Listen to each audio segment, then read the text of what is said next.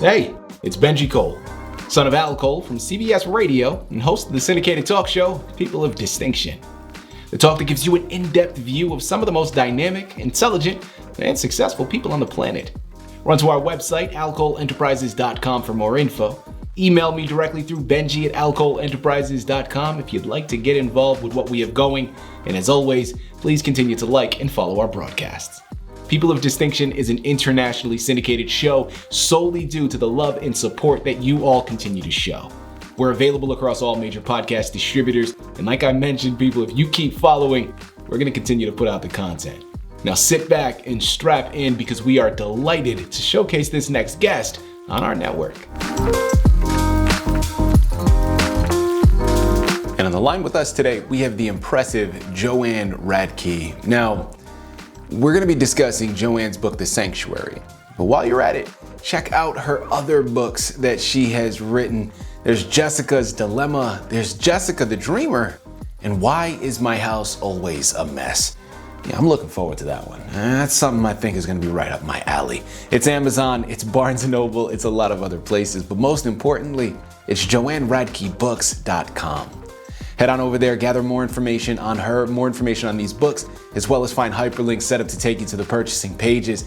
I'm telling you, it's a one-stop shop for everything she has in store. And I quickly want to point out the fact that Joanne was brought to us by ReadersMagnet.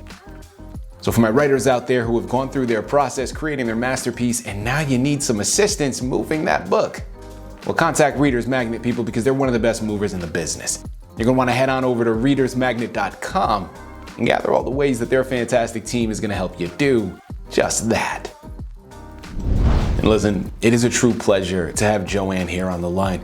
People, her novel, The Sanctuary, is going to be a nonstop page turner.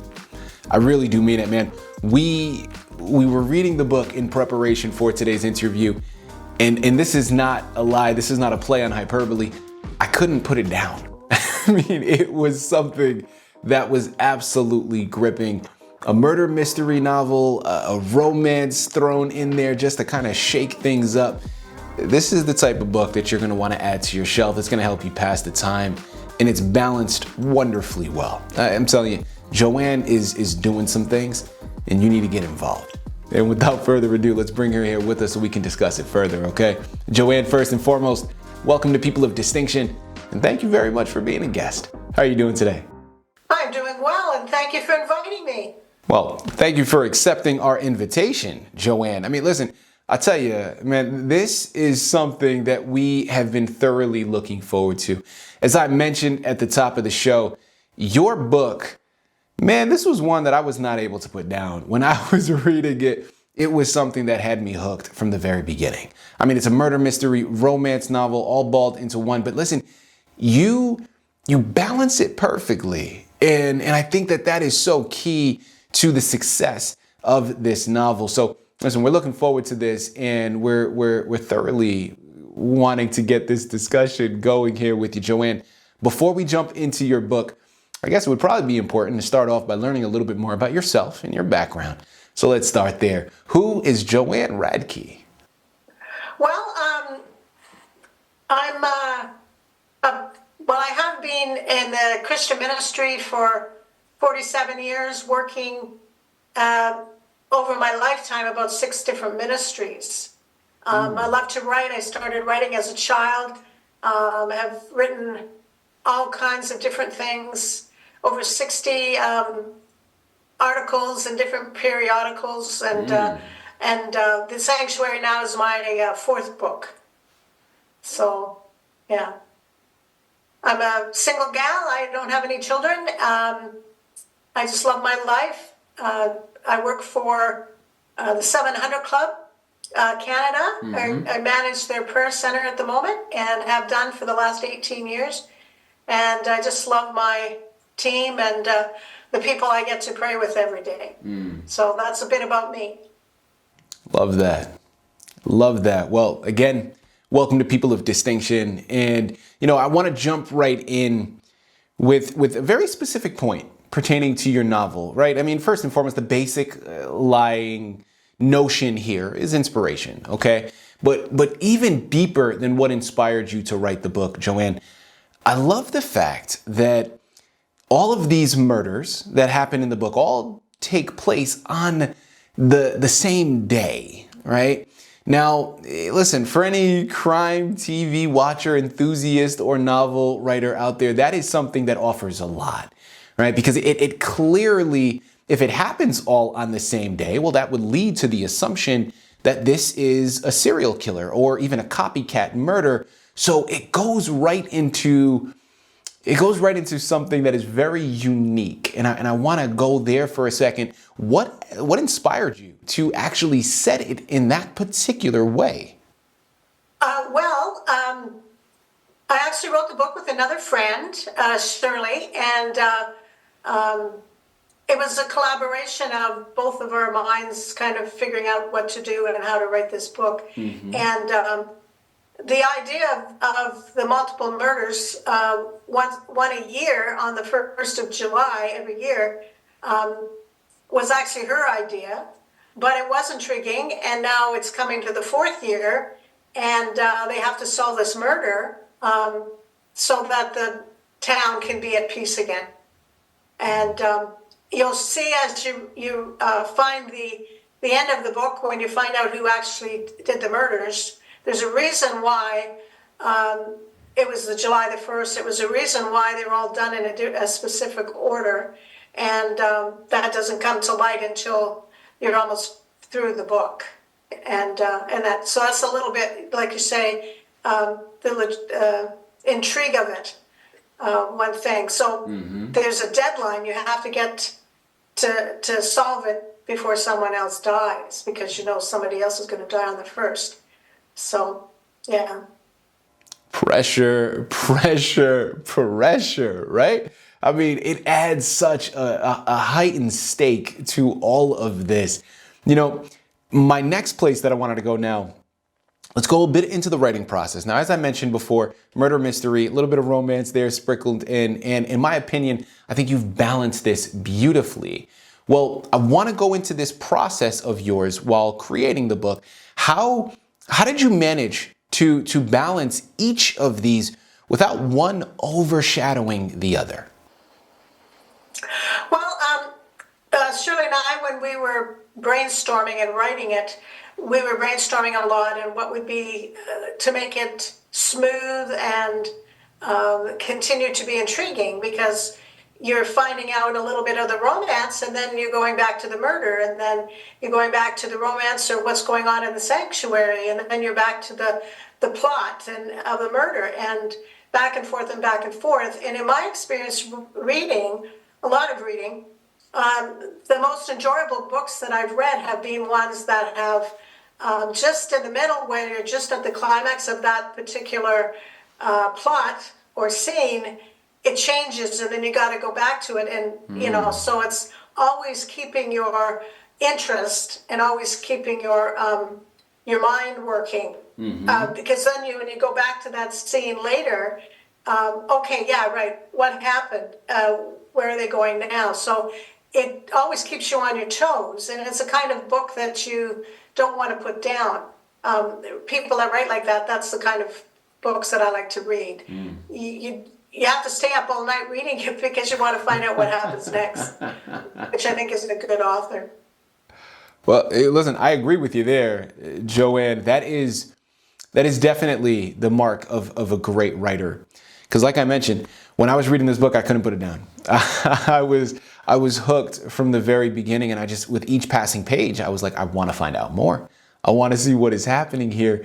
You know, my follow-up question now that I want to go into is your title. Let's talk about that here for a little bit, because I think there is something remarkably intriguing about it.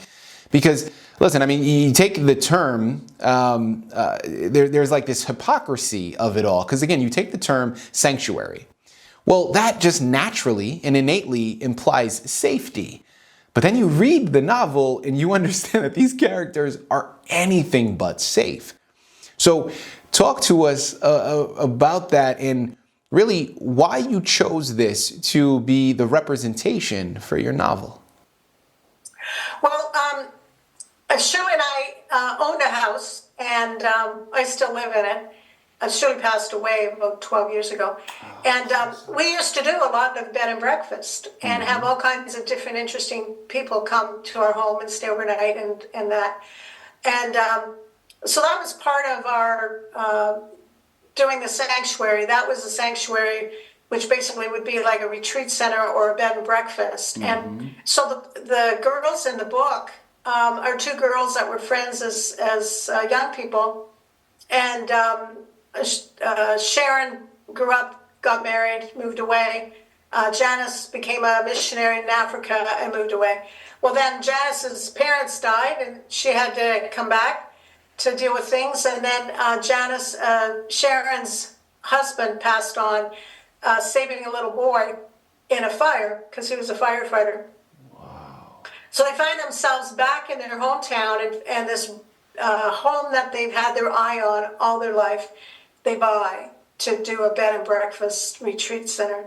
So it is. It's a place of peace and quiet. And Shirley was a decorator, so the book really has a lot of descriptions of the different rooms. And it's a delightful place. Anybody want to go visit just by the descriptions of the rooms. So that's basically how we did that part. But then we needed somebody, the girls needed somebody to be the handyman because their handyman had an emergency and had to leave. So they put an ad in the paper and get this undercover CIA guy, Jason, and he comes and starts working for them, but at the same time, he's working with the sheriff to try to solve these murders. So they also need a cook. So his brother comes on the scene. He's a cook in one of the big cities. So he comes back and becomes the cook of the sanctuary. So then you get the romance. You got the two girls and the two guys, and there's sparks fly, and they just are falling in love with each other. And so that's what it is. So you're at the sanctuary. Things happen at the sanctuary, different stuff, and then the character of all the visitors as well, the stuff that happens with the visitors. And then you got this murder on your scene. So it's all kind of intertwining back and forth. And that's how we started the thought of it, because we were in a home with all kinds of different people coming and visiting. So we knew what that would kind of be like if we had like a bigger place to be able to do that. So, people, again, we're here on the line with Joanne Radke. Now we're discussing her amazing novel, The Sanctuary. Available through Amazon, Barnes & Noble, and a whole host of other places. But make sure to check out her personal site, JoanneRadkeBooks.com. While you're there, listen, you're not only going to find information on her, information on this amazing novel, but you're also going to be greeted with 3 other books that she has written to this point, and hopefully much more on the horizon. One is called Jessica's Dilemma, Jessica the Dreamer, and lastly, Why Is My House Always a Mess? You know, I was jokingly talking to Joanne earlier, saying how I can relate to the house always being a mess. Man, I'm telling you, my children, they keep me on my toes, okay? They keep the house dirty and they keep myself and my wife working.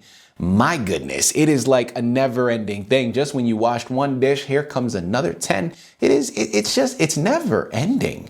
And I think that's the book, man. Listen, if you're out there, you're listening in and you're like me, or maybe you're not, maybe you just happen to be a messy person, that's the book for you, okay? Because Joanne is going to show you how to declutter some things and really help you straighten everything out. She's the person.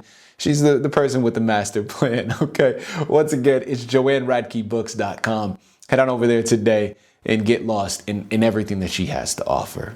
Joanne, let's go back to the writing process here for a second. Something that I've heard on a number of occasions before, and I think it's really interesting, and something that I've experienced myself as a filmmaker, or really any artist, I'm sure, can relate. Talk to us when you were developing this story. Were there any times where either your characters or even your story appeared to just kind of take on a life of its own and even almost write itself? Well, the way I write, it's like a movie. I see a movie in my head, and it's like scene by scene. I don't know what's coming until I start writing, and then the next scene comes, and then the next scene comes. Shirley's process was more, okay, I want this to happen, this to happen, and this to happen, and so we kind of blended together. So it's actually, it was quite fun to do together because we do think differently. But to be able to just figure out what we wanted to come next and how to put it on paper, was fun to do. And we tweaked it here and there, and as we read it, and when we're mostly almost all finished it, Shirley decided she wanted to have a dog in the mix. And her son has a dog named Casey, so Casey showed up in the book. And, always getting into trouble and doing things like that. Dogs can add a lot of excitement to your life. And we could, when you're editing, you can edit until, 20 million times, and it's still not what you actually want. But so there's a time when you got to stop editing and just say, okay, this is it, it's done, and go with it. But you can add more and more any time to it, Yeah. Well, listen, I get that, right? As I mentioned before, as an artist myself, that work never seems to be done, right? I mean, there's always more enhancements. There's always more that you can put in and further develop. So at a certain point, you just got to let go. And I remember, so often, probably at every particular project that I've ever worked on, the moment I stop and close out of it officially, I think of at least 10 other things that I'm like, oh, I could do this. I can add that in. I can change this. And it's just, like I mentioned, man, listen, at a certain point, you just gotta take that leap of faith and you just gotta close out of it, And talking about closing out of it, Joanne, let's go ahead and start to close out of the sanctuary here. I'll just leave all that for the next one, the sequel, Sanctuary 2. There will be a Sanctuary 2 with another plot and more colorful characters coming to the sanctuary, and the sheriff needing more help with something else, another case or two. But well, there you have it, people. Listen, that was going to be one of my closing questions. I was going to ask, was there more that was on the horizon? If there was more coming up, and you just jumped right in. Joanne is a marketing person. She understands how to comprise all of this and put it together here for you. Leave you wanting more. I love it. I love it. Joanne, listen, I'm going to switch gears here as I present my final question and we close out. What are you hoping that your readers take upon conclusion of your novel? What do you want them taking away? Well, I hope that they just enjoy the process as they read through the novel. Those that love the romance would enjoy the romance. Those that love to figure out the plot would enjoy that. And just that it would be a really good read, easy read, a joyful read, and that they'd come back just realizing this is a good, positive book. But you say, how can murder be positive? But just as they work together as friends and in the community, just a good round story that they will enjoy and want more of, hopefully, for the second one.